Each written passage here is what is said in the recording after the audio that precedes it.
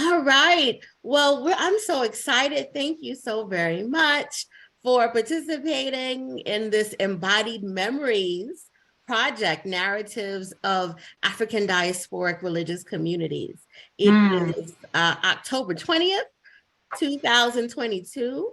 And, we've done some catching up and I started learning a little bit more about you. So I really look forward to what we're going to share in this interview today. Me too. Yeah, so we're going to start with a little bit about who you are and starting with your name. Can you please tell me your full name and what do you prefer to be called? My name is Katherine Jenkins Jome, and most people call me Katherine. I always tell people when I'm meeting them, Katherine with a K. Yeah. And I know the next question, right, is about gender. It's about pronoun. What pronouns do you use? Yeah. So as I was saying earlier, I go by she, her, hers, but also they, them in solidarity, although I don't have a ton of practice with people taking advantage of that. Okay. And then I also like to draw attention to the li in Creole because it's ungendered and it's outside of that Latin-based and English-based gender binary. So I like to lift that up to help people sort of deconstruct their notions around, the gender binary and maybe some biases they have about which cultures are more or less tolerant of, the different manifestations of gender. Thank you. Thank you for that. Yeah. And in which city do you live in? And when did you move there? So I am based right now in Malden, Massachusetts, but I'm a longtime resident of Boston. It's where I raised my kids. It's where my marriage happened when I was married with my first husband. At this moment, I'm visiting my kids, my sons, Che and Amar, where they live with their stepmom and stepbrother, and dad, my ex-husband, although he's working in Boston now, ironically. Okay. So yeah, them. Okay. And when did you move to Malden? So at the end of this most recent school year, up until that time, I was living in Boston. I've always lived on the Dorchester or Roxbury line, like somewhere around there. I've moved. I and my kids and now ex-husband, we moved quite a bit. I moved the most. But it was always in that general area, like around that border area of the two communities of Dorchester and Roxbury, neighborhoods of Boston. And so when Boston Public Schools closed the school I was working in, after more than a decade of being a public school teacher and a lot of what I would call actions, events, processes that were sort of not aligned with their anti-racist rhetoric, I finally took the leap to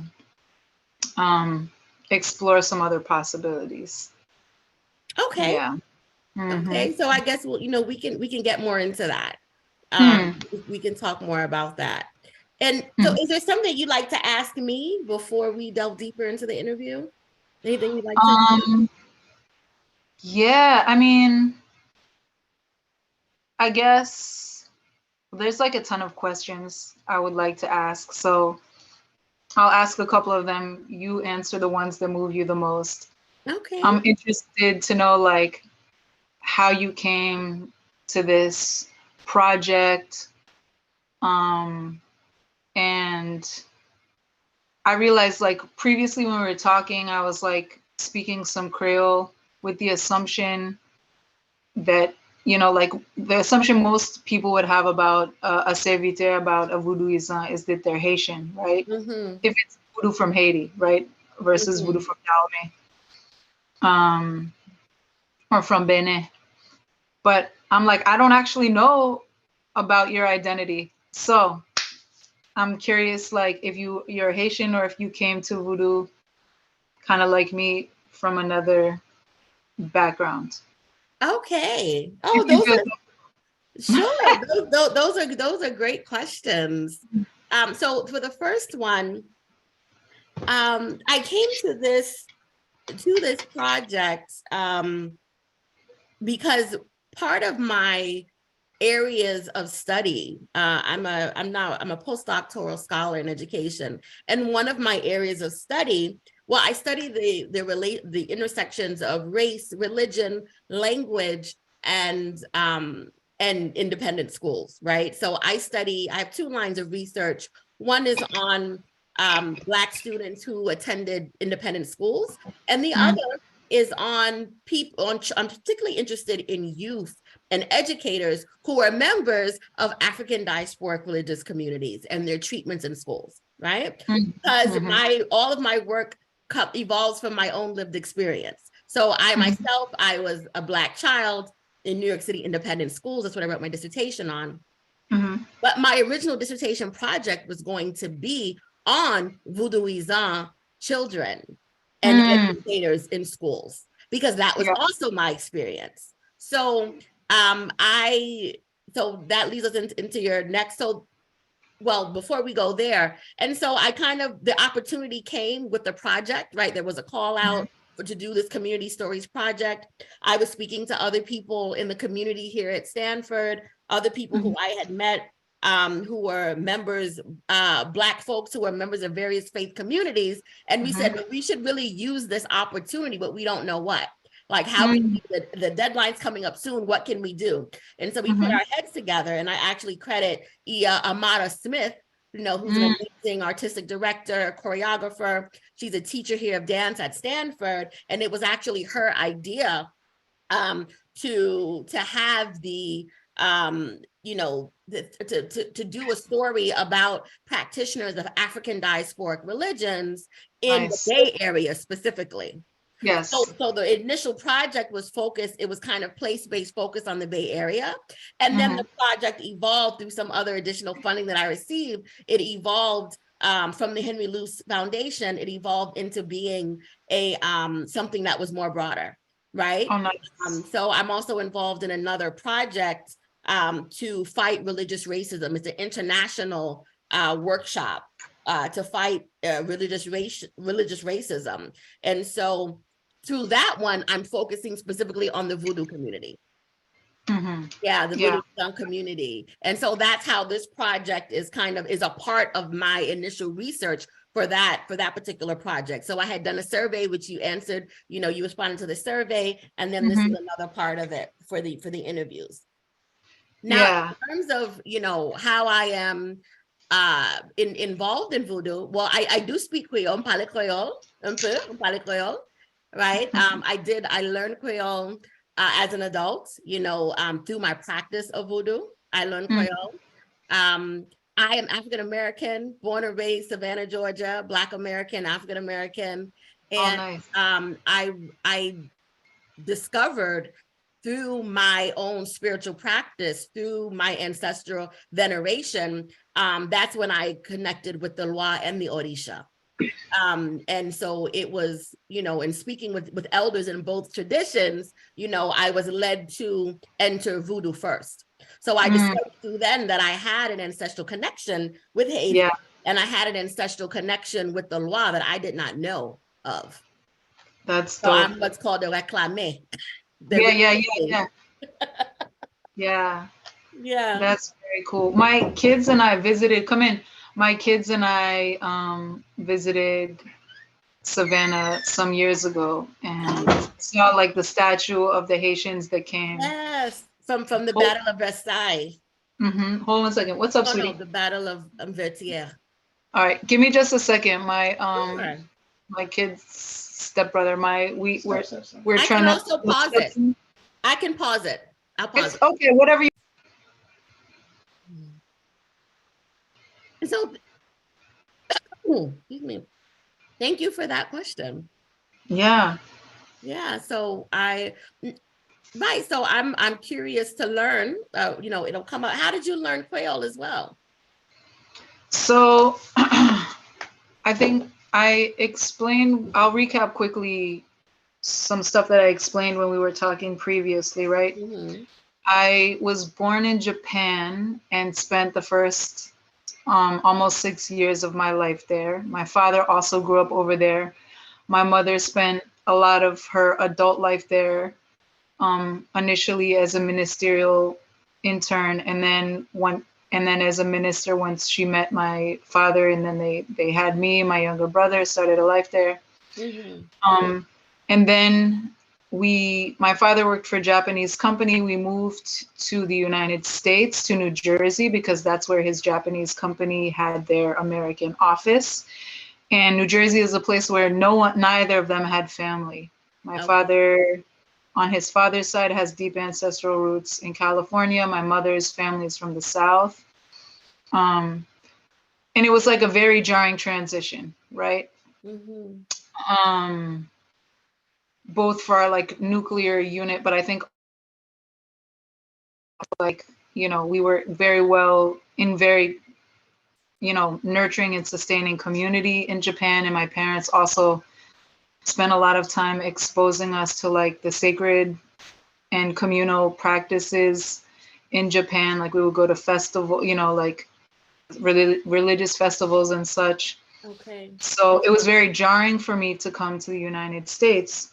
Mm-hmm. And I think like the older I got and the more I was like both taking in what was happening in the community around where I was growing up in New Jersey, which was, very, very diverse, but within the school system, de facto segregated, and also surrounded on one side by communities like Newark, New Jersey, which are majority Black and immigrant, and facing a lot of the systemic racism um, and this stuff. So I was both like kind of feeling alienated from like the dominant culture, and then also paying a lot of attention. And there was a period where my mom was a minister in a majority Black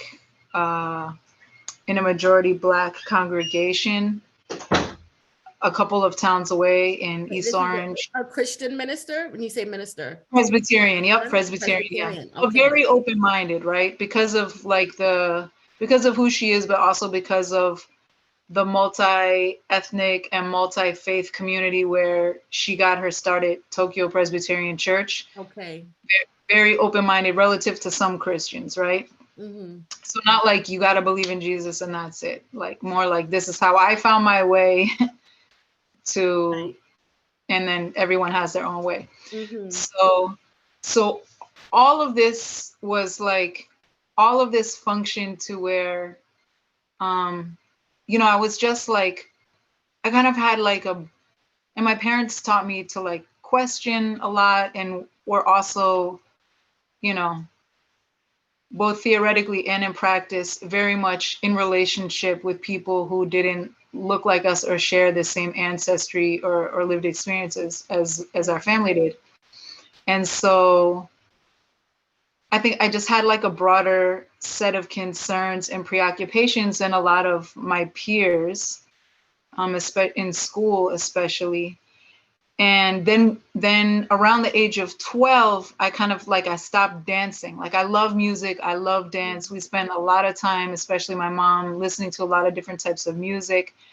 But I stopped dancing because I had heard like white people don't dance or they don't know how to dance. Mm. And with my little pride, I was like, well, no one's gonna have an opportunity to tell me that, because I'll just not dance anymore around people, right? Oh. Except like in the home. And so then my family took our first vacation that sort of wasn't attached to visiting their other family members in Virginia or California. When I was 15, we went on a cruise, and we happened to go to Guadeloupe, the Département Outre-mer of France in the Caribbean during Carnival. Oh, wow. And so you know how Carnival is, like a lot of sound, a lot of vibration, great vibes. You know, you got to move, you know? So I was kind of like that sort of self-imposed asceticism of not dancing was like shaken apart by that. And I was dancing, I loved it. And it was like kind of like an awakening, right? And I made a friend there, a pen pal. We stayed in touch, like was sending me like Guadeloupean Creole books, music. I was just sort of like eating it up, you know what I mean? And I was just like, I wanted to get back there as soon as I could. At the same time, I had started listening to like roots reggae music. Okay. So I was getting this whole other like Rasta, Pan-Africanist exposure, you know what I mean, through that music and the connections I was making through that music. So when I finally convinced my parents to send me back to Guadeloupe on like a youth program, at that point I spoke French, I spoke, you know, conversational Guadeloupean Creole. And while I was there, one of the Guadeloupean youth was basically like, you know, if you want to learn Creole, the real Creole or like the original Creole is Haitian Creole. And the way he said it, I understood that it was deeper than like language, you know what I mean? That he was alluding to something bigger, right? Okay. And so, yeah. So then when I went back, I can't remember if this was my junior or senior, I think it was my junior year or maybe my senior year in high school. I went back to New Jersey after being in Guadeloupe. And, you know, I was already like, I want to escape to Guadeloupe. Or I had never been to Africa at that point, but I had a family, an aunt who had spent a lot of years in West and Central Africa doing like, doing civil engineering work. Okay. And so I had like some framework around that, and also from like the immigrant communities around where we live. So I was kind of like, yo, I just want to escape the United States and get to one of these places ASAP. But when I got back to New Jersey, even though I was like very kind of upset and depressed to be back in the United States, I started paying more attention to the diaspora in New Jersey, like both in my school, in our town, and then in the surrounding towns. And so that's how I started.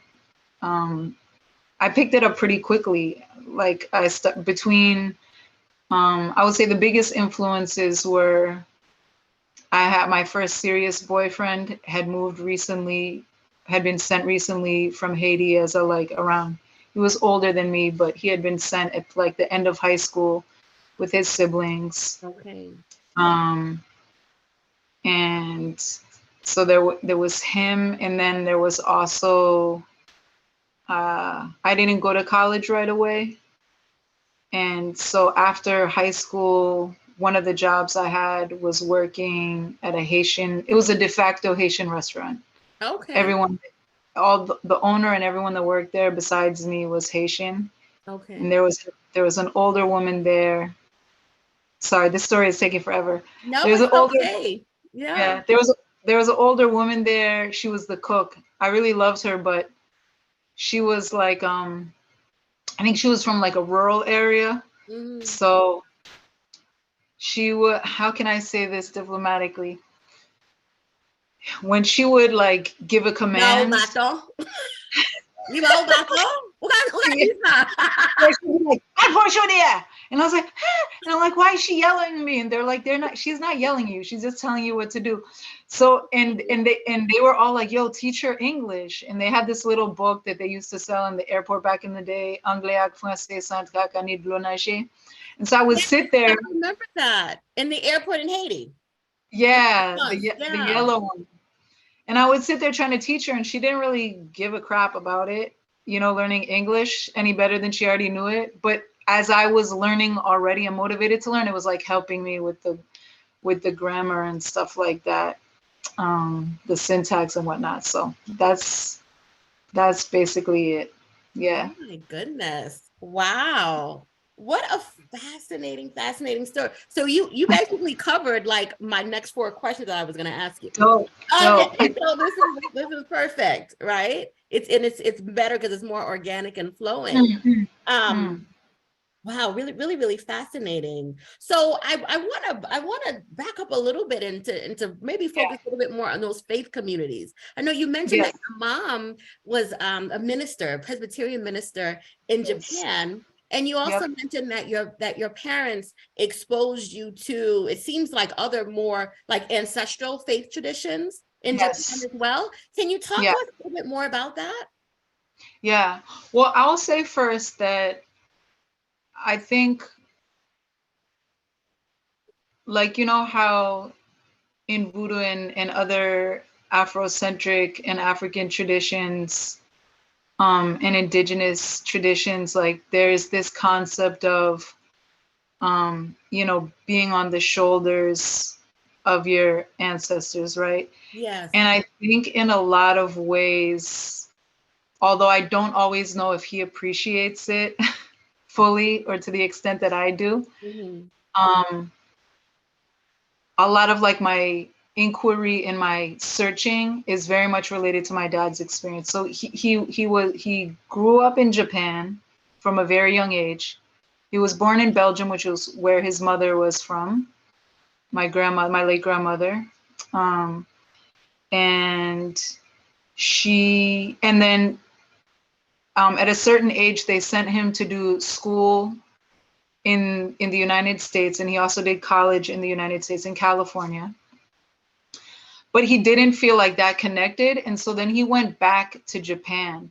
And he was his sort of the framework for his return to Japan was he was an anthropology major, sort of by de facto, because he had to declare a major, and it was like the first one he saw that interested him.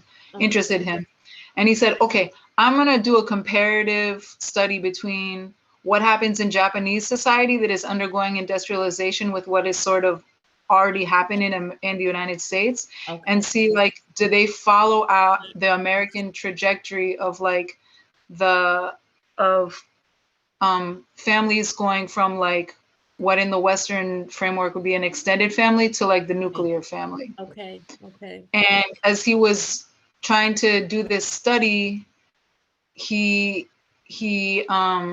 spent a lot of time like going to temples in the countryside and just like hanging out with monks and stuff like that. And he kind of like experienced this alienation from the international community, or the American and European quote unquote expat community in Japan. And he called it, what did he call it? The land of the unreal, or the, like those communities, something like that.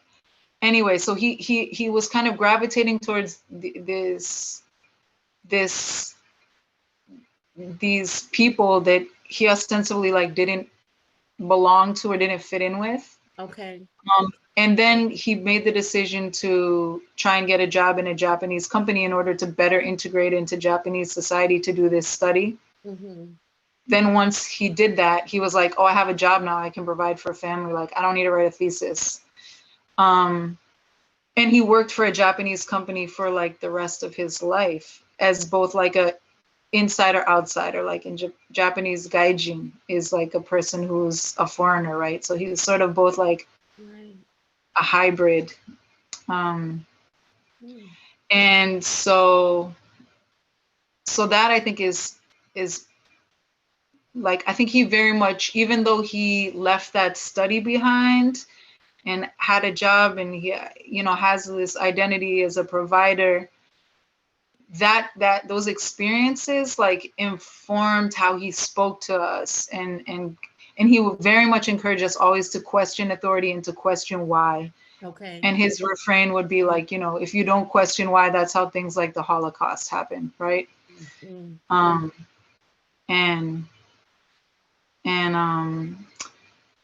And yeah, and then my mother, am I answering your question? Because you're asking about exposure to other faith, to like other traditions and faith communities. Yeah. Well, because you had referenced that, so I just wanted to get some more clarity on that. So Yeah, yeah. however you answer it, it's your story. Yeah. It's correct. And I was, yeah, even with my mother, when we were in New Jersey, in her role as a Presbyterian minister, partially, I think, informed by her childhood and how she lived. Like, she was born in West Virginia at the time that it was desegregated, and had a lot of Black friends. And then she spent most of her life without her father in the home because he actually was imprisoned for like a crime that had happened before he ever met my grandmother. And so for like 10-ish years, he wasn't there for my mom. And then when he finally got out, as a condition of his parole, they had to move to Virginia, which was segregated. And so that was something that really marked my mom. But so in New Jersey, she was very connected Can I back up just a little bit? Yeah. So Yeah. You mentioned the significance of segregation. I just wonder, also how did your grandparents or your mom identify racially? Like, what was the significance of segregation to them? How did segregation impact them? No worries, no worries. So so both of my parents, I think, would like accept the being labeled as white. Do you know what I mean? At this, like, recognizing the privileges that come along with that, although they would probably, be more than happy to like sit around and deconstruct that as well. So yeah, my mom was white in the South, but with a lot of Black friends in her early childhood. Okay, because it was integrated. Yes, and then when she moved to Virginia, she tried to when they were moved to Richmond, Virginia, she tried to like carry on in that way, and it didn't work out for her. Like, they tried to send her to reform school, like, it was like, you can't do all that. But in her adult life in New Jersey, that like informed where they decided to move us, right, to Maplewood, South Orange, where it's, roughly like 50-50 Black and white and smattering of other groups.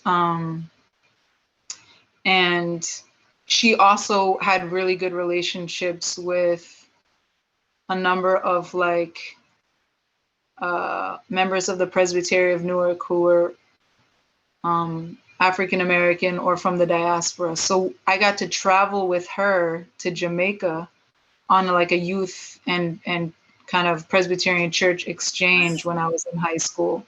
So and then I got to go back again.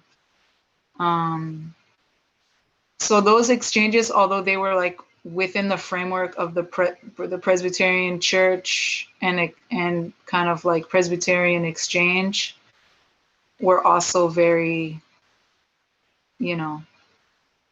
broadening. And I definitely was like, because I was listening to reggae, I was like talking to the Rastas and whatnot. Yeah. Wow. So fascinating. So many beads I see, and tropes, in your lived experience, right? So many patterns of internationalism and multilingualism and, really, really fascinating. So I want to ask, now presently, what are the various communities or groups that you would say that you are a part of?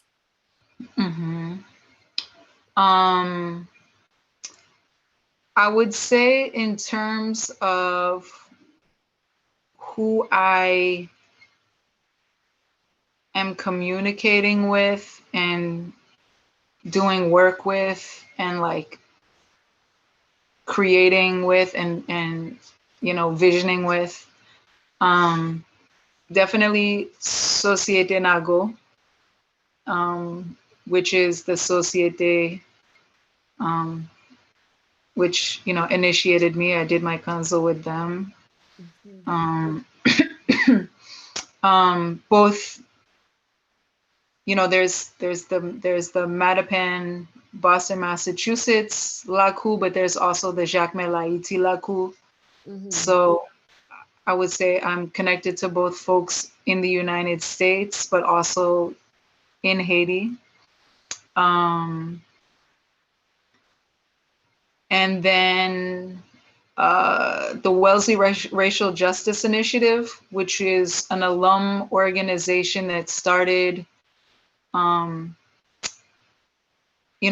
the time that number 45 was being elected, and in the wake of the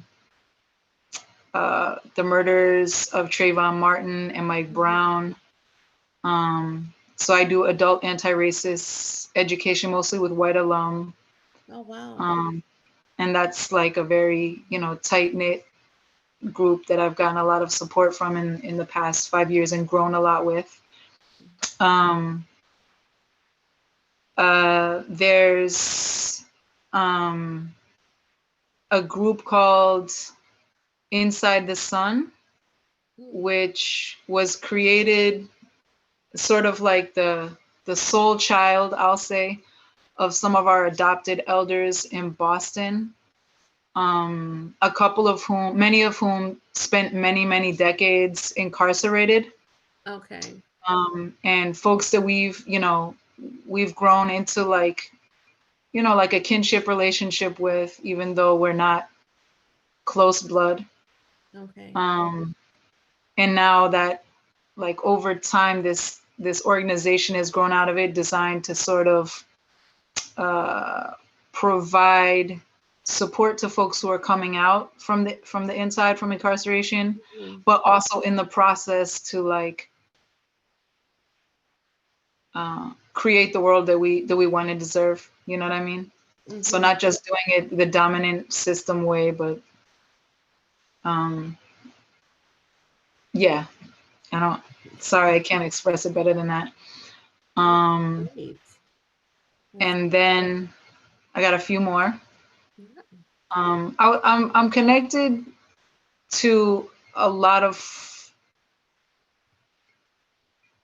to Afroflow Yoga is another community that is very important to me. And I'm going through that teacher training right now. When I was still in Boston Public Schools, I would say that I was,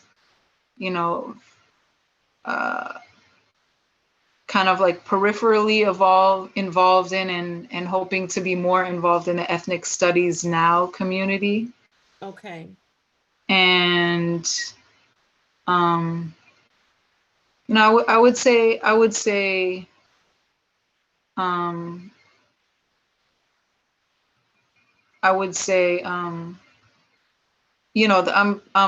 sort of loosely affiliated with a lot of Haitian folk in Boston, and I would say like more formally right now with a organization called CREFCAP, which is like Can you spell CREFCAP. Okay. Yeah, and it's like it's Centre de Recherche et Formation en Cap Haïtien. So it's trying to ultimately it's going to be like a research and education center in Cap Haïtien. Okay. Right now, it's just getting off the feet. So there's been more like educational Zooms. Yeah. Awesome. Yeah. And then, I'm technically still a member at the Unitarian Universalist congregation in Dorchester, which is sort of like, interestingly, a ground zero of colonization in Dorchester, and therefore the Massachusetts Bay, and therefore like the 13 colonies. And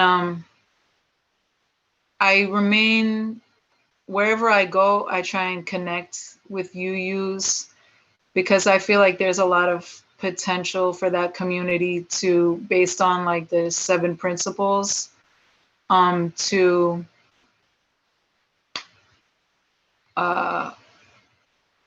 grow into like a deeper solidarity with Haiti especially.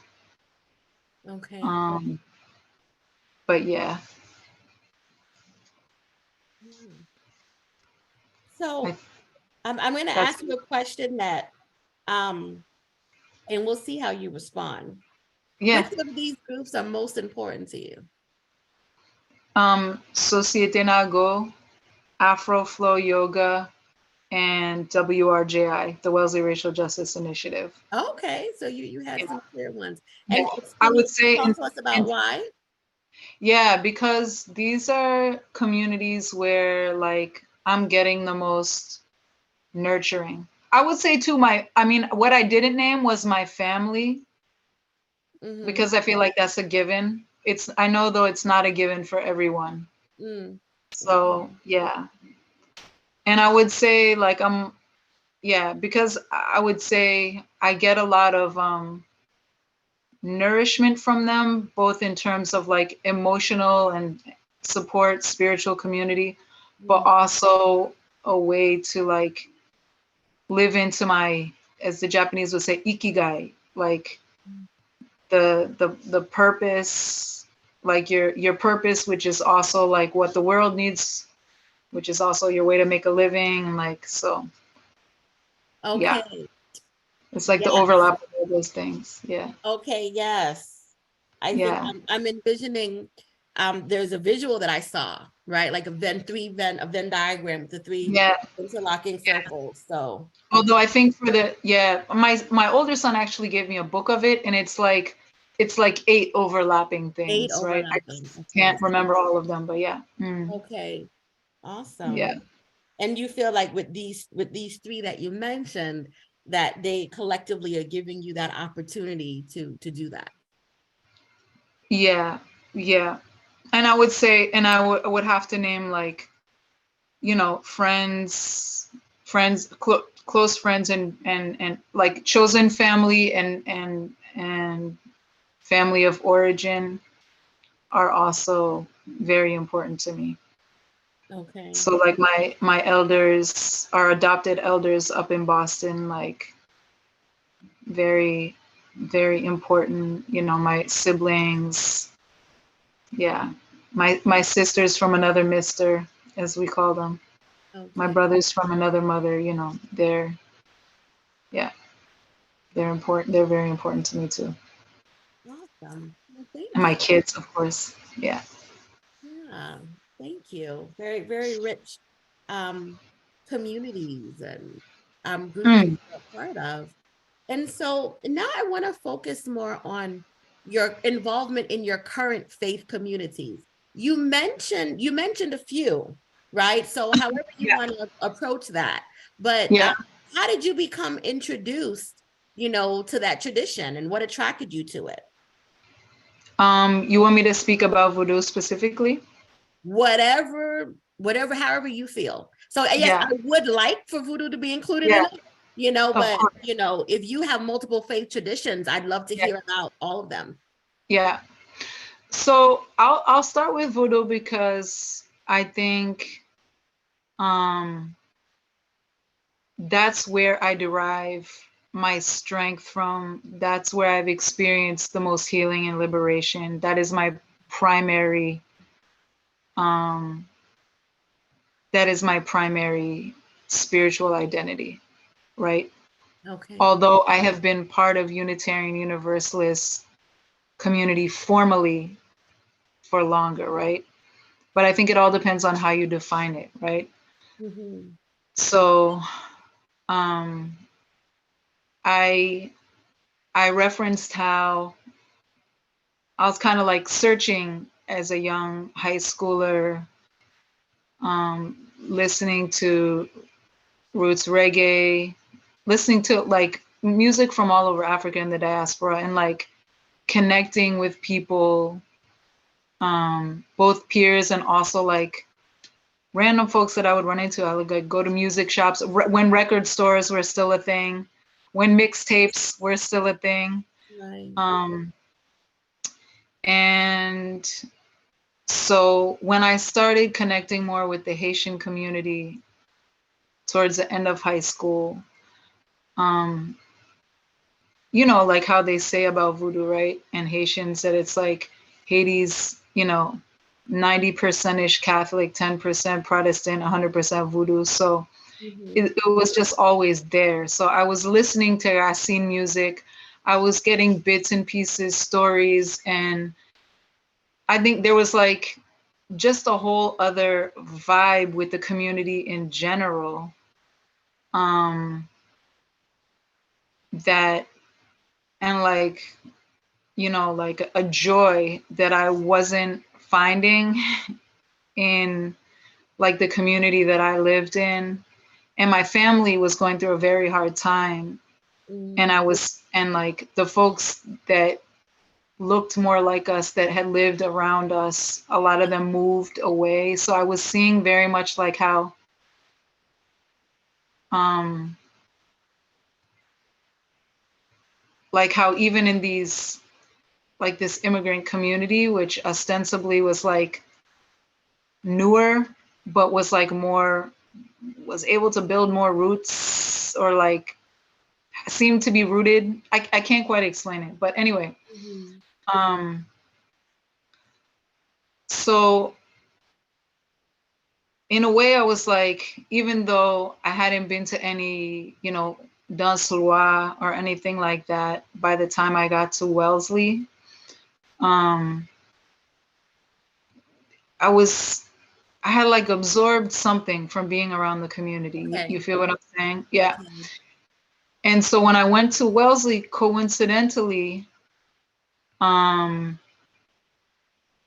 there was this Yanvalu drum and dance ensemble, and which I got involved in. I can't remember, it was the end of my first year or my second year. And I would say the rest is history, because it was like, you know, folkloric drum and dance, primarily of Haiti, but also of like Brazil and other parts of Africa and the diaspora. And in addition to Kara Washington, who was like who still is the director, and Professor Geddes Florent Papitoto, who was like one of the original co-founder along with Kara. There was all these like artist practitioners that they were bringing to work with us. And yeah, I just like, and we were practicing all the time. Like, I think, I don't know, I know Kara talks I don't know if it's how it is now. I haven't talked to her recently about it, but like, I know like the time that I was there, the group took on like a like really deep energy, you know what I mean? Like we were practicing 3 times a week. Sometimes we would also have performances. So sometimes it was like 4 times a week we're together, drumming, dancing, singing. So it became like, it was my spiritual practice the whole time that I was there. And although arguably folklore is not a spiritual practice, I think because of the way we were learning about it through the lens of ethnomusicology, because we were building relationships with each other, but also with the artist practitioners, and like I was friends also with, you know, a few Haitian students that were from Boston, and I was also making connections on my own with Haitian folk in Boston. So I was just getting very into it. And then after I graduated, it was hard because when we stayed in the area. I think I shared earlier, I became a mother and a wife during my time at Wellesley. I traveled to Cameroon after the first and second summer. I had internships. I met my now ex-husband and father of my older son, who's also raising both of the kids, or co-parenting both of the kids. So initially when we were around the college, I was still staying connected to Yanvalu. And then there was like, through Yanvalu, I became connected to like the larger folkloric community in Boston, which overlaps with the voodoo community. But I think for a long time, even though I recognized how much I got out of it, because I was a person of European descent and because I had a lot of regard for the tradition, and because I also sometimes going into voodoo spaces perceived what I would now label as people of European descent, white folk who weren't as comfortable with the community. Like maybe they had studied voodoo a lot, but they hadn't been with the community that much. And so there was sort of like a dis-ease between them and the Haitian folk who were there. So for all of these reasons, it took me a long time to actually initiate, even though deep down I kind of felt like I felt the call. You feel what I'm saying? I understand. Yeah. So when did you initiate? What year? Yeah. So in 2020, I got shortly before COVID, like in February, I got very, very sick. I went into the hospital. I spent like a week in the hospital. And then right after I had to move, just coincidentally. Okay. At that time it was my older son was with me. My younger son was with their dad here. And it was just a very challenging time. And it was the first time, like I remember going into the hospital, they asked me like, what's your religion or whatever. And it was the first time I was like, I'm a Yuyu, but I'm a Vodouyizan. Yeah, I don't know which I said first. And I had already been talking to Mami Maud, who's the mother of Societe Nago, for some years before that. She was supporting me through. I had made a deeper connection with her through the Afro Flow Yoga community and Leslie Salmon Jones, and so I had been like, this kind of like, I would talk to her sometimes about like my purpose and my calling and like concern for Haiti and what's going on in Haiti and how I can be like a part of help, doing something about that. But I think it was either when I was in the hospital or right when I got out, where I was like, yeah, I think like, now's the time. Like, I think the Loa are like, there's been a number of signs where like, I'm trying to do like the rational thing or what I think someone that looks like me is supposed to be doing according to like what the dominant culture is telling me. But it never felt quite right. You know what I mean? And so I'm like, okay, I kind of like, I submit, you know what I mean? And I was like, what do you think? Because I know sometimes when people there could be a card reading involved or, this or that. I was like, what do you think? And she was like, oh yeah, I'm top done longtemps. Like, I was waiting for you a long time. Like ever since, we were dancing together, I think in Jean Apollone's class in the dance complex, like way back in the day. So. Okay. Yeah. Oh. Wow. Yeah, I think that is, that's common, right? Because the initiation, you start before your initiation. Yes. Right? So how long would you say that you've been, including everything? How long would you say that you've been practicing voodoo? 20-ish years. 20 years. Okay.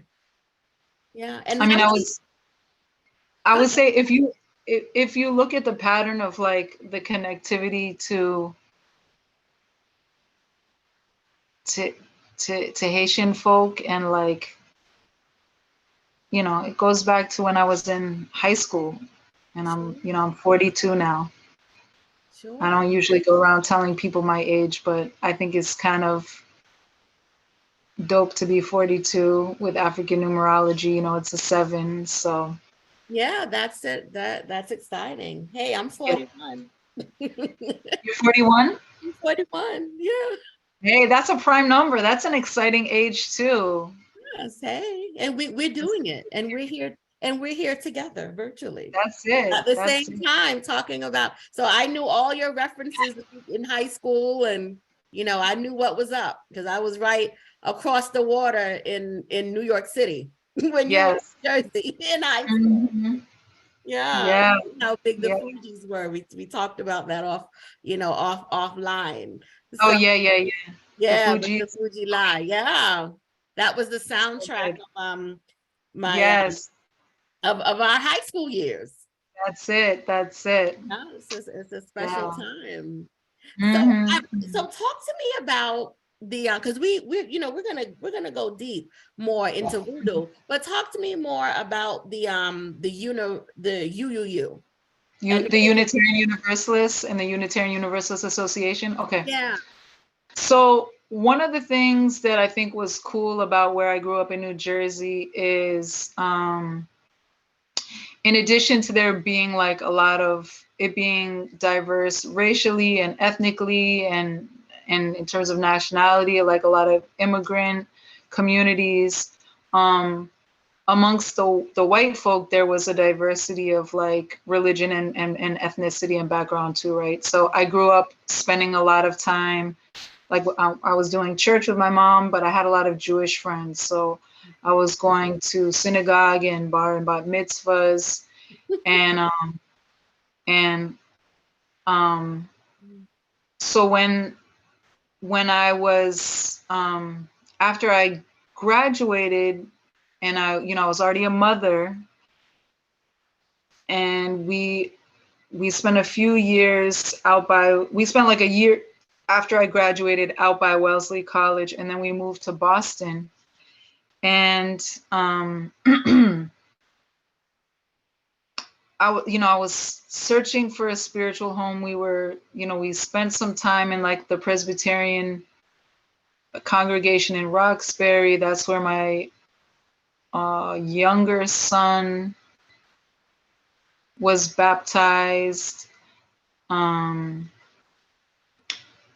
and I think that pastor left. Mm, Um, or I don't know also if it was like, there was like a whole series of searchings where it was like being in Black Christian churches where like in some ways the vibe felt right, the music felt right, mhm. but especially messaging around homosexuality didn't feel aligned, right? Okay. And so then, because I wanted my kids to have a similar experience as I did of being exposed to like a variety of faiths, we ended up like at a Passover Seder at First Parish Dorchester, a community Passover Seder. And while I was there, people were like, "Oh, have you ever been, have you seen the sanctuary? Have you worshiped here?" And I was like, "No." And they're like, "You should come." They were very welcoming. And Okay. I started going, and it overlapped with the time that I was separating from my now ex-husband. And, it was like we were dealing with like poverty, Mm, uh, dealing with a lot of strife between us, didn't have family in the city. So like, just it was a very challenging time. And the minister at the time, Art Lavoie, just he would always deliver a message that like spoke to me. okay. So that's what kept me there initially. And then I made some close friends there. Um, and then I think what, in addition to those connections, what kept me there is I was like, yo, this is the ground zero of colonization. And I Mm, know at least some of my ancestors, like I have an ancestor, Mary Bradbury, who was accused of being a witch in the Salem witch trials. oh, She wow. was one of the, yeah, she was one of the few to survive. Mm, So I knew that I had like some ancestry going way back. So I'm like, wow. this is like part of my ancestral responsibility to be here and to like um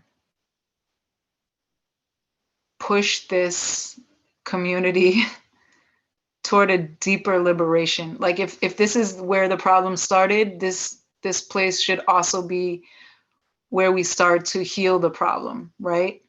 Mm-hmm. I wouldn't say that I was as successful as I would have liked to been, and also the story is not over. But I think that's kind of what kept me there for Okay. as long as I was there. And again, there's highs and lows in that congregation, and a lot of struggle, but also growth in terms of understanding, like, how do you be an insider outsider Mm-hmm. where you're trying to um, uh, foment change through relationship, right? Um, and then because I kind of understood, like, it got to the point where I realized, like, I'm sometimes not really getting that much spiritual nourishment out of this. Sometimes I'm actually leaving pissed off. Okay. Right. But I feel like these communities, um, these Unitarian Universalist communities, which in the 60s, in the 70s, it got to a point where the UUA was pretty diverse racially and ethnically. And then there was like a falling out where a lot of Black folk left because they felt unsupported, Okay. you know? Um, and so who remained behind is, I would say, it's not an all white denomination, but it's still predominantly white. Okay. Um, but like very well intentioned. Mm-hmm. And there's beginning to be in the UUA a lot of rhetoric around embodiment. Like there's an appreciation that like embodiment and dance is important, Mm-hmm. but a lot of the people that I see talking about it don't actually have a personal practice or a community that they're um, connected to that lives that. You feel me? I understand. So I'm kind of like, it behooves me to like remain connected to these communities, you know? Okay. Yeah. Yeah. Okay. So because I hear you touching on it, I'm going to ask you directly. Yeah. It sounds like you formulated, you have distinct roles in these two different Mm. faith practices, faith communities. So I want you to talk to me more about that directly. Like, how would you describe your role in your spiritual house? Directly, Societe Nago, in the Voodoo faith community in general, and how would you describe your role in the Universalist Unitarian Association community? Okay. So I was thinking when I looked at your questions yesterday, the first thing that came to mind, and especially you were talking about like creativity, arts, all of that. Mm-hmm. There's a poem I read, it's not too long. I wrote it in like 2017 or 2018. So this is before I initiated. Can I share it? Because I I'd kind of love feel like to. Yes. this poem, yeah. Yeah. So when I do that, it's like slash, right? The backslash. Okay. Okay. Okay. Whatever that's called. Is it called a backslash? Well, there are two. There's back and there's forward. So it's The the back. back one. Okay. Yeah. Okay. So the poem's called In the Dreams of Our Ancestors. Mm. Okay. In my dreams, I greet our oldest ancestors in their custom, and it pleases them.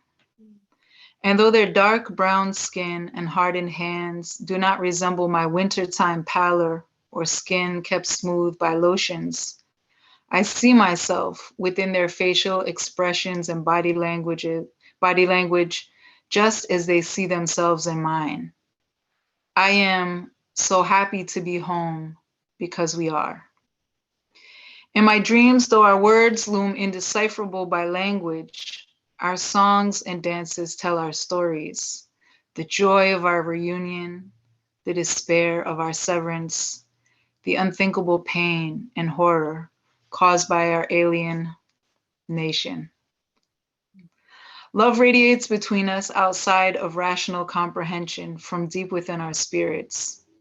My ancient grandfather smiles mischievously, shakes his head wispily, sighs a knowing sigh, holds me to him tight, tight, as if to say, my dear little child, you are neither crazy or foolish for loving my dark-skinned sons. You are rather most human. My ancient grandmother presses her forehead to mine, holds my face between her ancient hands, as if to say, we are not sending you away, little one. We are just sending you ahead, for invoking our memory even before you knew us or how to do so, to keep remembering us as you always have. My eyes squeeze shut tight to hold back disobedient tears, to fight the ending of a dream. We return to the present, looking back to the past, belly full of ancestral fire. My stranger's face belies my kinswoman's spirit, full of remembering, full of love. In the dawn, the call of birds will greet me. The ancient's phoenix will rise from the ashes, called forth by the Sankufa, who will fly forward looking back, hearkening with her songs our forgotten stories and dreams of our ancestors. Full circle. Oh my gosh, that's fantastic. Thank Thank you. you. Thank That is you. awesome. Wow. That gave me chills. For real? Yes, yes. Oh, It's beautiful. Sacred imagery, because I'm a poet as well. I that's what's really up. appreciate this. Yeah. Yeah. And in the dreams, and I'm also a dreamer. That's it. That's it. Of Also a course. dreamer. Yes. Wow. Thank you Yeah. so much for sharing that. This is really, I know that this entire interview, and especially that poem, is really going to bless people. It's really going to be a Oh, blessing when people hear it and when they see this. So thank you for sharing it. Yeah, thank we you. recognize each other. We are each other's reflections. That's it. um, Yeah. Beyond what the eyes can see. Mm, mm. For real. And For that's real. that's Yeah. the thread that I see with you, because you right, Mm-hmm. that you were chosen for a reason. You were chosen to kind of do this work and to Mm, do this kind of remembering across borders, mm. man-made Yeah. borders, right? Mm-hmm. Yeah. Yeah. For That's what real. you've been doing across languages. Yeah. Yeah. Yeah. And I have like, I wrote another poem more recently about, yeah, like being little and from a young age, like flying in planes, exactly, from one country to another, and like, you know, literally seeing like there's no borders, right? There's no borders. Um, Yeah. but at the same time, not like that experience also initially when I came to the United States made me feel not at home and placeless, right? Right, And I right. think that experience, in addition to helping, in addition to like lending itself to me sort of connecting to Haitian community, to the wider Black community, to immigrant communities, also, which all of those communities have deep ancestral practice. But I think also when you're in a moment, an embodied moment of feeling like not connected to a place, that also lends itself to trying to dig deeper in another plane, right? The ancestral and the descendant. Yeah. And I think, I mean, that's another reason too why I'm like, it has to be voodoo, because um, when I started to I started to interrogate my ancestry from like a pretty young age, because my maiden name is Jenkins from my father's side, Mm. and like older Black folks would be like, "Girl, how'd you get a Black name?" And I'd be like, and I knew, I was like, yeah, there was no Jenkins on the boats. You know what I mean? The Jenkins weren't kidnapped. Like that's the name they got on plantations. And so like I have a memory of my father and I looking, I don't know where he found these things, but it was like, um, like notices about runaways from the period of chattel slavery. And like, Mhm. you know, I still like it's it's something that I want to do more, is like find out more. Like I know a lot about my ancestry, but not as much as I would like to specifically about the Jenkins. But back to that time period, like I know we came over to Maryland way back in the day, in the early days of it being a colony. Okay. So when I was looking at ancestry through the lens of like the dominant European lens, all I was seeing was like potential monsters. You know what I mean? Mm. I'm like, for someone to do that, to enslave someone. And again, I don't know if my specific ancestors did that, but it was like close enough with the name where I was like, Mm-hmm. whew. And it plunged me into a period of like I would say deep despair and depression, because at the same time as I'm confronting that, I'm like, I'm facing the loss of these dreams of like escaping this country that I don't love at all. Mm. To go to places that I do love, because at that point I'd already been to Haiti, I had been to Cameroon, and I couldn't do that because I was married to, you know, my now ex-husband from Cameroon, and we were dealing with all the immigration stuff and poverty and, you know, all these white supremacist structures which were confining our movements. But the more I thought about voodoo and like the role that voodoo played in Bois-Caïma in the revolution, Mm-hmm. and I thought about like, yo, my ancestry doesn't start with like these people that came to Maryland. It's like way, way, way deeper. And I was thinking deeply about like, you know, the fact that if we all come from this one place, we all have these traditions in our bloodline, right? Some of us were able to retain them against all odds, right? When we think about the impact of white supremacy and imperialism and patriarchy and all of that. And then some of us, you know, are so detached from them that we don't even know that we're missing them, right? Mm-hmm. And so I think what I understand, like, I don't feel that despair that I felt anymore. Like, yeah, I have hard days, I have hard moments. Mm-hmm. Sometimes I'm like, why am I so fucking tired? Like that was me yesterday. Oh. You know, it's like, why am I so tired? I'm like, oh right, because I've been bopping around. I need a rest. And I rested a lot. And now I today I had a great day. I also spoke to my sisters. Praise But God. anyway, The so good days. yeah, so you know, through the embodied practices and the connecting to ancestors and the Lua and spirits,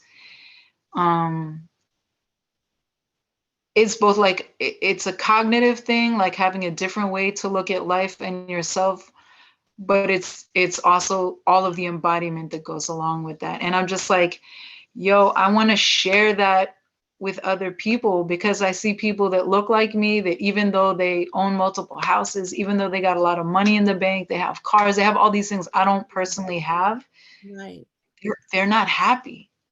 Yeah. They're very anxious, you know, and they're some of them are depressed and they're not well. And I'm like, you know, if the more of us can, like, as Dr. Wade Nobles would say, you know, heal from the mimetic infection of white supremacy and like reconnect Mm.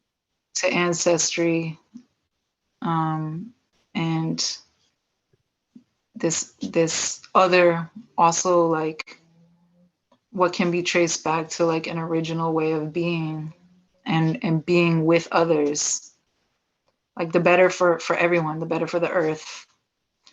Yeah. Anyway, I'll get off my soapbox. I was kind of going on and on there. You took me into it.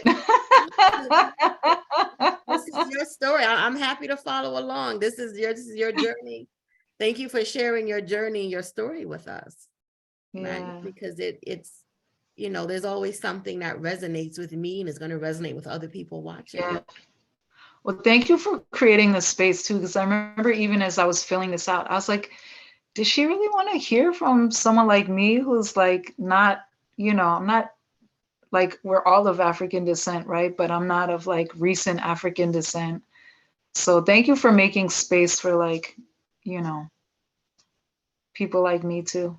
Oh, absolutely. You know, the Mm, voodoo, this project is for the voodoo community, you know, mm, and our voodoo community is multiracial, is mhm, multi-gendered, is mhm, multilingual, is mm, multi-ethnic. And mhm, so I wanted to be really intentional about that, especially for me, who's coming from a different ethnicity, right? You know, mhm, I'm a Black mhm. woman. You know, my Yeah, experience in voodoo is different because, you know, I'm not Haitian, yeah, even though I have some Haitian ancestry, but I would never claim to be Haitian or Haitian American, yeah, yeah, yeah, because that's not my identity, yeah. you know? You you want to know a wild thing? I have one particular ancestor on my dad's side, my father's side. She goes back to like the 1800s. Her name was Simona Martinez, and then when she got married, Simona Martinez Bradbury. And she's like kind of famous because the man she married, Louis Bradbury, with her help, because she was a Mexican woman Oh, and he was an Anglo-American man, and he went down to Mexico. They married, and because of the laws in Mexico at the time, they were he was able to like buy up some mines, I think. okay. But they made a lot of money as a couple, and then they moved to California. And if you like, if in UC Davis, I think their papers are there. Oh, I'm awesome. not an expert on them, but I always wonder a lot about her. And I'm not saying this is it, but there's like I know that there's also Haitians that went to Mexico, and I'm like, oh, you never know. Like there could be like way back in there, like one Haitian ancestor, you don't know. I don't necessarily think that, but I also like there's certain ancestors that call you, right? Mm-hmm. So I still don't know everything I want to know about her, but one day, And she wants you to find out more. yeah, Because yeah, being in Mexico, certainly, there could be that indigenous and African ancestry, period. uh-huh, You uh-huh, know, African that people, even if mm, you didn't look it, right? right, Like right, there are lots of Black Americans who, like I'm thinking of, this is Hoodoo Heritage Month, right? yes, There's Gullah Geechee who, yep, with the Seminoles who left, who they mm, fought in their wars, and then they migrated to Mexico. So mm-hmm, there's all of this, there's all of this migration and yes, immigration and movement and yeah, transnational movement that was yes, quite frequent, that happened all over, that we don't learn about in the history books. true, So true, I highly recommend, bit yeah, by bit, you go into that if that's what your spirit is telling you. yeah. Because I It's can one of tell you, spirit it's, showed me. Like yeah, yeah, spirit told me that I had Haitian ancestry. Nobody in mm-hmm, my family told me that. mm-hmm, mm-hmm, Spirit mm-hmm, told mm-hmm. me that. And then when I was finding out the different genealogical information, that Yeah, confirmed it. ah, But it was a step, I had to step out on faith, because yes, the law told me directly. The yep, law yep, told me, and I was like, what you talking about? yeah, And then spirit told me in my dream, spirit showed me. And then I started doing research and I said, oh yes, right. Yeah. Like there's this whole connection here, with Haitians who lived in Savannah, who came through Savannah. And yep, not yep, just with that war, but during the yep, Haitian Revolution, I found that they went through during the Haitian Revolution, they relocated in Savannah. yep, And my yep. And so, ancestors led me to the church. There's a Baptist church there. It's a wow, cathedral of St. John the Baptist, one of the first Catholic churches in the state. And that was founded, the original church was founded by emigres from Haiti, wow, right?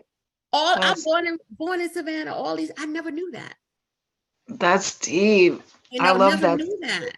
So there's something, that they're here, right? When we acknowledge their presence, Yep, they will yeah, continue, they will talk to you just as plain, they will guide you, to kind of disrupt these binaries, yes, colonial, yes, right? These yep, colonial yes, categorizations, like, oh, You thought you this? You thought you American? Really?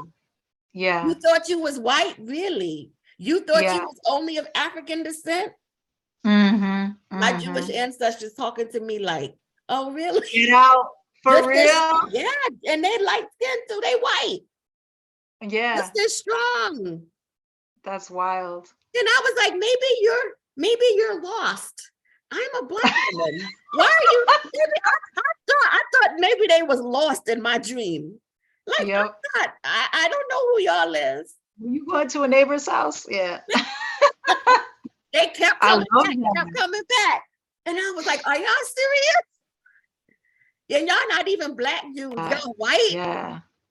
That's what I needed to understand these things that you articulated so beautifully in that poem. So yeah, Mm. it's I tell you, it really resonated with me. And That's what's up. yeah, but I want to we have like a couple more questions left. Yeah, go for it. Go It's for it. been so rich, but I know you had mentioned that you have children, you have 2 sons. And so Yes. I'm curious, what is their involvement, if at all, in your Yeah. communities? So I would say that right now, in part because of the timing of my sort of deeper entrance into Voodoo community overlapping with them partially like not being with me, you know what I mean? I was like, when my ex-husband and I split up, and then he moved out of Boston, I was for a long time like the primary parent. But then actually because of like the failure of a cooperative housing experiment connected with the UUA, when my older son Che was in high school and my younger one with Amar was at the end of middle school, they end up going to live with their father primarily. And then shortly after that, he was transferred out of state to Texas, where they are now. And so in part because of that, they're not yet as deeply integrated as I hope they will be one day. I'm not about forcing though. I'm very much about like, it'll come if and when it's and how it's supposed to come. I try and be a doorway, a bridge, but like not a wrecking ball or like what's those things that push, like the tractor that pushes. I'm not, yeah. From both of them, I saw signs from young ages. Like my younger son, he's actually Haitian biologically on his father's side, right?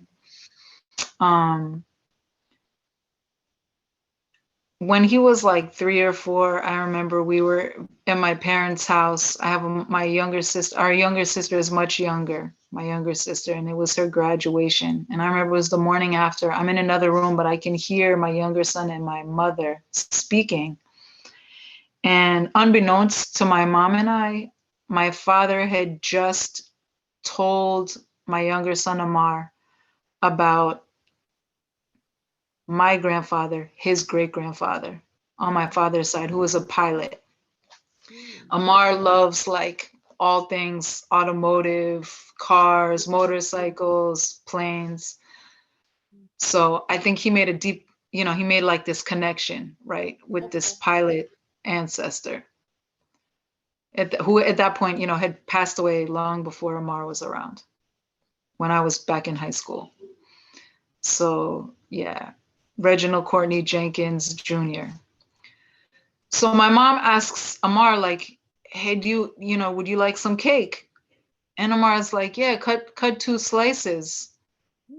One for me and one for my great-grandfather. And my mom said, oh, do you mean Panka? That's what they call my father. You mean Panka? He said, no, for my great-grandfather, the pilot. And she was like, okay. And I'm in the other room hearing this, right? And this was long before, like he's 17 now. This is when he was 3 or 4. This was long before I initiated, but I knew already at that point, like, You serve your ancestors, you serve the Loa. Right. And I was like, yo, this kid just knows, to like Mhm. ask for a piece of cake for his ancestor. I'm like, yo. So there's things like that even though they're not going to fets with me all the time yet, that that like I know it's just a matter of time before they find their own way. They both have had conversations with me about what they feel like is their spirituality and what resonates with them. And like, especially the younger one, Omar, just this past spring when he was talking to us about it, I'm like, you realize a lot of what you're talking about is like, there's a big overlap with voodoo, right?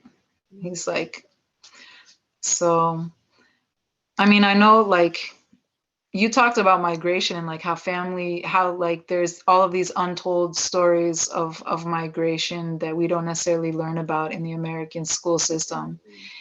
And I know on my father's side, there's been so much migration back and forth and like people meeting because of wars and going back and forth across the Atlantic. And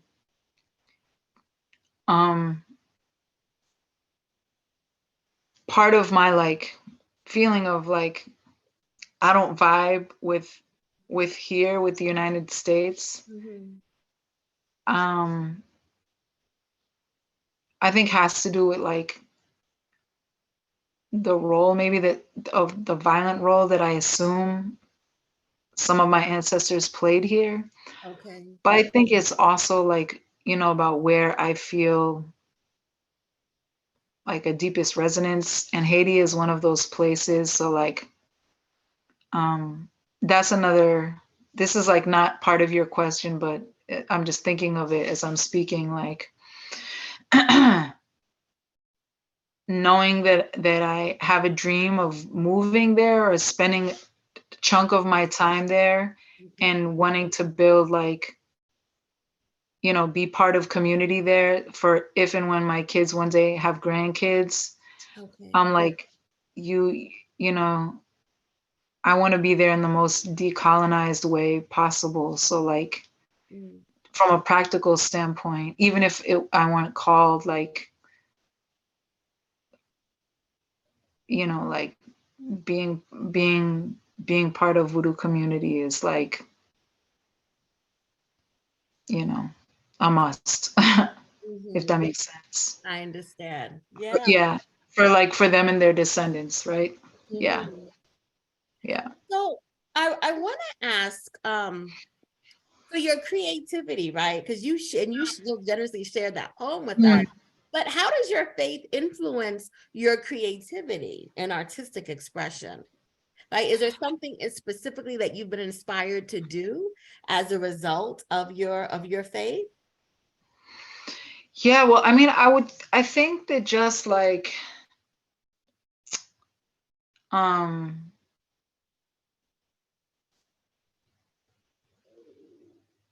my faith and like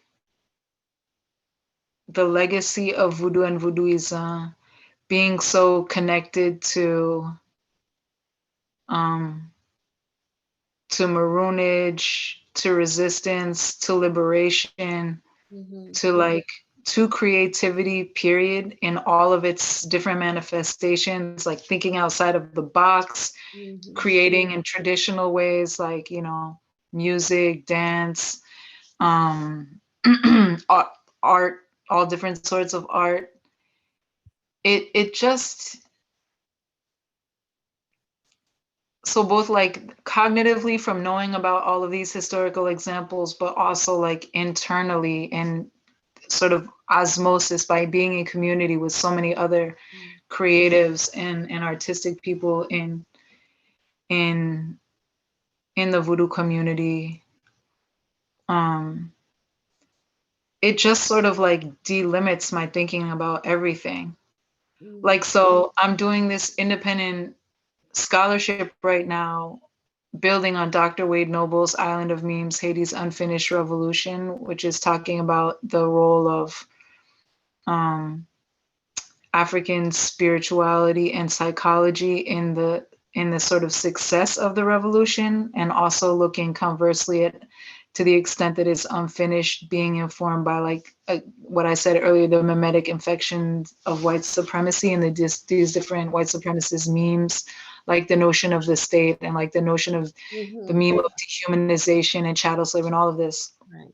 Colonial mimesis. Yeah, right. Colonial memes is another way you could put it. And my thing is like, okay, Dr. Wade Nobles is focusing on the Africana community, the Black community.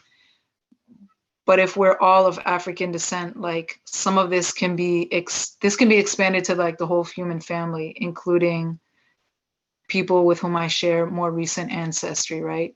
And so thinking about like the first step of that being a reframing of European historiography as like a beginning of that healing and like a lifting up of embodied practices, right? And looking at communities like Societe Nago, like Afroflow Yoga, like the work of Resma Menachem and my grandmother's hands, and like that whole embodiment lab community. So I think that the work of who and my grandmother's hands? Resma Menachem. Okay. Yeah.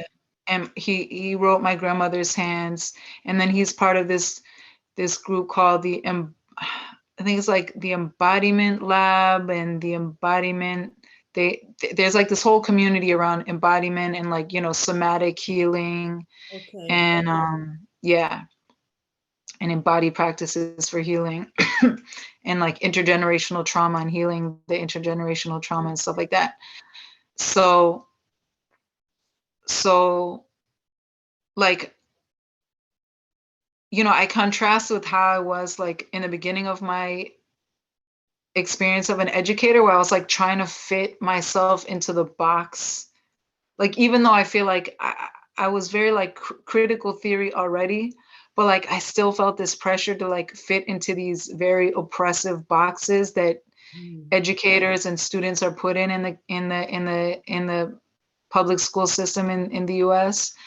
And now I'm like,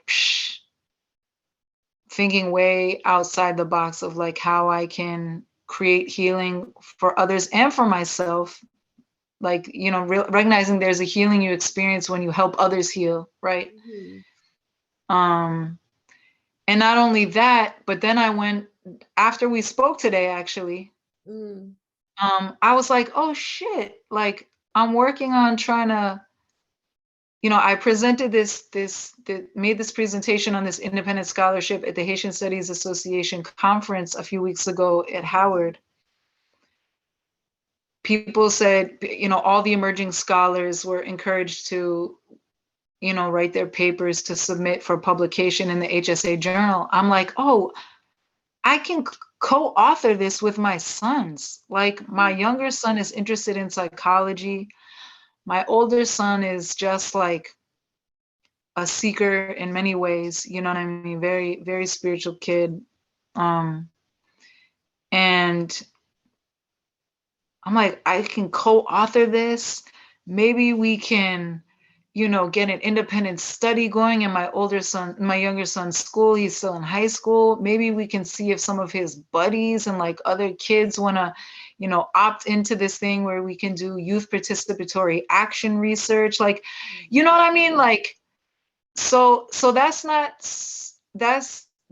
just on my mind today. That's not so much like artistic creation, but I feel like it's, you know, creating the life. That's what you've been inspired to do. Yeah. And it's also like creating the life we want, right? Like I'm technically unemployed now, right? Even though I have like my little things I'm trying to do on the side, but like I don't have like a full-time, like I was working in the school system. When you go through that unemployment process, you're guided to like, here are the boxes, try and fit into the boxes, you know what I mean? And I'm like, no, we're gonna create new circles is what we're gonna do, you know what I mean? Right. So, and that like, you know, is very much, even the shape of the circle is like, you know, the African, the indigenous, the voodoo influence. Okay. Yeah. Well, I wish you all the best with that. It sounds Thank you. fascinating. I love this idea of the co-authoring with the, Yeah, yeah. yeah, that practice. And for qualitative research, there's lots of Mm. great models, which we can, we'll talk more about that offline. Yeah, yeah, yeah, I'm yeah. really Sure. interested, and I'm here as a support too. Like Oh, thank I'd be you. happy to read, if you want to think about like methodology or anything with that, okay? Yeah, yeah, Or for sure. getting that piece together, I'd be happy to support you with that. For Um, sure. so what are your favorite memories about practicing your faith in the area where you live, in that Boston, Mattapan area? What are some favorite memories do you have? Um, I have an early memory in the days of Yanvalu Drum and Dance Ensemble of drumming in Jewett Auditorium in Wellesley College. I think it was one of our formal, um, like performances. And there being, I don't know even what to call it, like a meta sound that was like more than just the sound of the drums together. Hmm. And I was just like, like, um, yeah, it was deep. Like, I wish I could express it better. Mm. But, and then seeing one of, a classmate, Dara, um, dancing Shango. Mm. And, I love Ogu. I love Ogu so much. Mm. And, Who doesn't and love Papa Ogo? I mean, right? Who could Who not? doesn't? He's Could so not. lovable. How could you not love him? That's it. That's it. And I just remember like seeing her like, and she was doing the Shango, from the candomblé tradition. So gana gang, Mm. gana gang, gana gana gang, gana gang. Anyway, um, and it was so like the Ogu in me was just like like I was just feeling it so much. You know what I mean? Um, And were you drumming? I was drumming at that You're time. Yeah, I drumming. used to drum. So I didn't really start dancing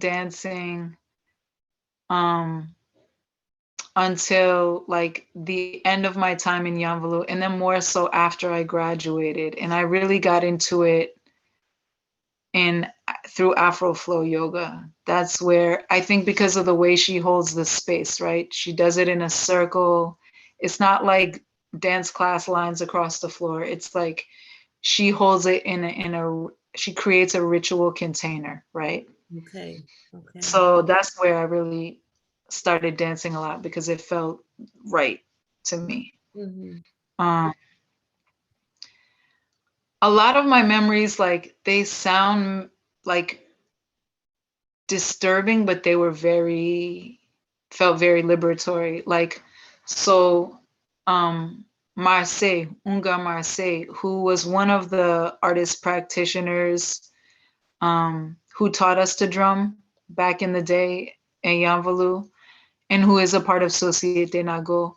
And I remember I can't remember if it was Fed Dambala. I can't remember which Fed it was, but Ogu came down on him, and Ogu was like yelling, Mm. and it was across the way, across the Peristyle. This is in Mattapan, Laku Mattapan. And like, I just like I felt it in my body, you know what I mean? And like, Mm. I think I started like blinking, and I started like, rocking. And I think I'm trying to remember what I was saying. It was something like, I think I was saying in Creole, like I'm ready for battle. Mm. You know what I mean? And there's a lot of times when Ogu comes down, like I wouldn't claim that I've been mounted or whatever, but it's something like that. It's something you know, and a lot of times I'll just like sob, like it will come and I'll just cry. Like I don't know where it comes from and it goes as quick as it came. Mm. And I think I'm just grateful to be in a space where like that's normal and that's okay. Mhm. Like if you were to just start sobbing in a UU or a lot of, you know what I mean? A Mhm. lot of spaces, even spaces that claim to be progressive and whatever, you're gonna feel a certain way, you know what I mean? But because of what I've seen in like voodoo spaces, because of the gamut of like emotion, embodiment, Yeah. you know, I just feel deep, deep gratitude, you know, to be Aibobo. able, yep. Mhm. And are there any places that are especially important to your worship? You mentioned the Laku, right?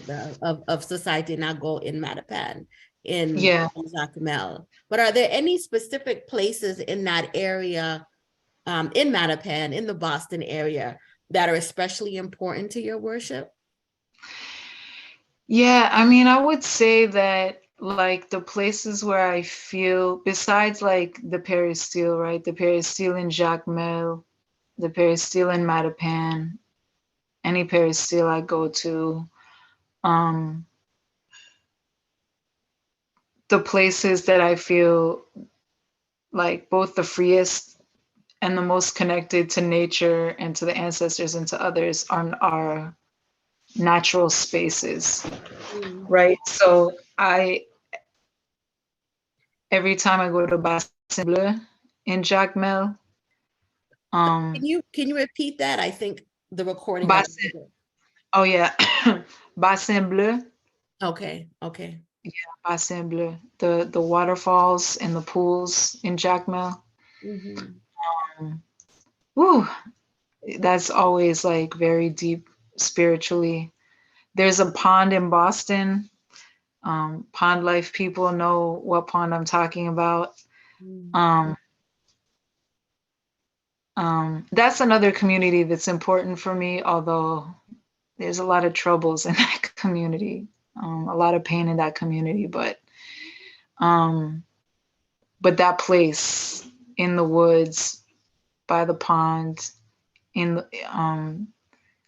is a place, you know, I've been a part of a lot of full moon ceremonies there, new moon ceremonies around the fire. Um, yeah, I would say in Boston, those are my main spaces, the Laku, and then in the in the pond life woods and pond. Okay. Um, and then I would say as a high school student, there's like a reservation, like a woods reservation.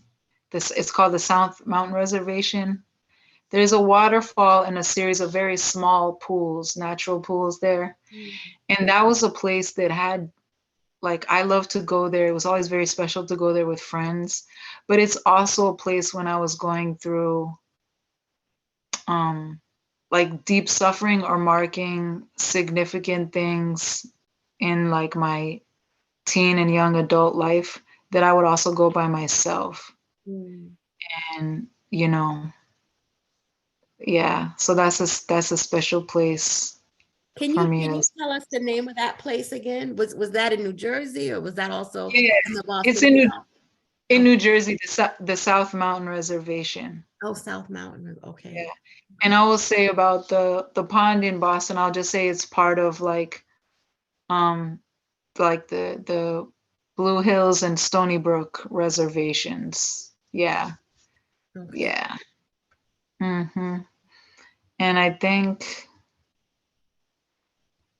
yeah, I would say in Cameroon, where I met my ex-husband, was in a small village called Sakbayeme, which is by the Sanaga River.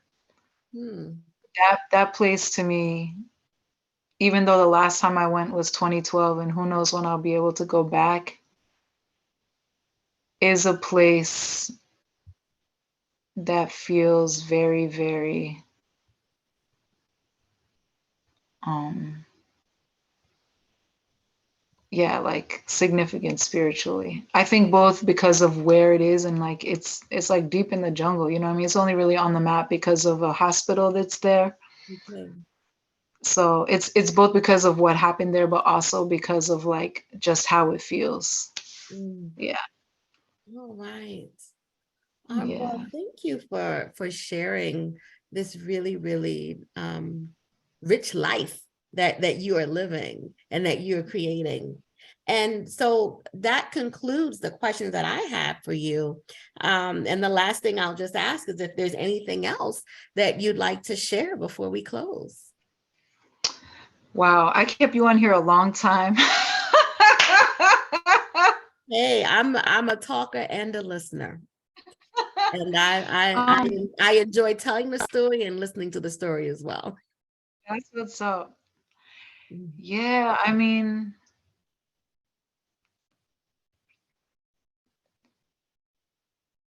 yeah, I mean, I'm just trying to imagine like who might be listening to this. Um, I feel like because of the way academia operates, it might be a lot of people who are like already in the tradition, maybe who are like academic practitioners. And so thinking of that audience, I want to just like express deep gratitude, right? For like paving the way, you know what I mean? For like, I know that those are not necessarily the most life-giving spaces, academia. And so they're helping, that like you are helping transform academia into a more life-giving and spirit nurturing space. Like, thank you. No, thank you. And then, yeah. And then to the people who like are seeking, Mhm. like, you know, like I tell my older son, Che, all the time, it's like, you know, find the communities where you resonate, where you can grow, communities that value healing Yes. and like, and just, yeah, because it's all about community, you know? It's all about community. Don't try and do it all on your own. We cannot, that's like this thing they put in our head that we're supposed to do it on our own, but it's all about community. So, Yes. yeah, yeah. Wise words. Wise words. I think that that's a brilliant place to end. It really Mhm. comes down to it's all about community. That's it. Finding your That's it. community, and you've given Yep. us a really great blueprint on how you've done that and how you have Mhm. found community across spaces and nations, and you're still doing it. And I'm happy to now be in community with you. Yes, me too. I'm so excited. Like, dope shit is gonna happen from this. I feel it Yes. already. It's happening already. So that's it. Yeah. That's it. Yeah. Absolutely. So thank you again. Thank you so much. And we're going to continue this conversation offline because we got a lot to chat about. Yes, I'm excited. I'm excited. Ai bobo ashe. Aí, bobo. Mm-hmm.